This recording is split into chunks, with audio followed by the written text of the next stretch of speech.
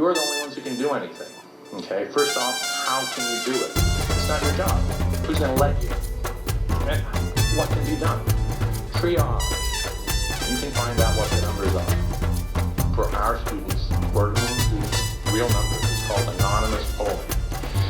If it cost $1 million, I could ask you for $1 million and you'd be all impressed and give it to me. It involves a penny. You flip a penny. You ask the students. You tell them. If it's heads, you say yes. If it's tails, you answer the question. I had planned on giving you each penny and inquiring as to whether your favorite pie was apple or pumpkin. It's a bit complicated because you can't answer, so I'm going to skip ahead.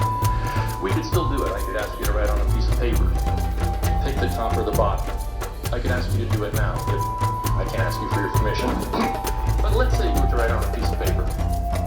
I'd say, okay, pick the top or the bottom. I'd say pick all the top, heads, bottoms, tails. Have you, now if it were children, I can phrase this much more carefully. It's 3 minutes, it's the end of the day. It could be phrased as, and you will spend hours deliberating this. Believe me, the question can be phrased. Has anything happened that you were uncomfortable, that you felt trapped and you couldn't share with an adult? It could be that simple, and you can have an answer that will not upset parents. It won't upset the kids. If I ask, excuse me for pointing, but one of you, whether your favorite pie is apple or whatever, you won't tell me. But I can ask all of you.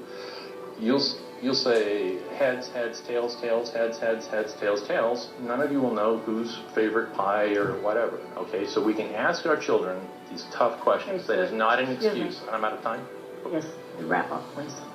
To wrap up, please consider, and perhaps we should have a discussion. We could have a meeting, board meetings, talk with you people, whatever is necessary. One thing I was very encouraged, you are all so motivated, and we're all talking about money. Please don't think about any of these things. It's not an issue of money.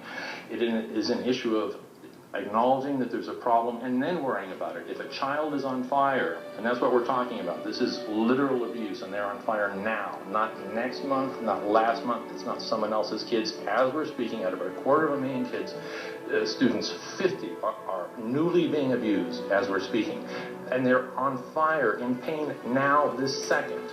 So it is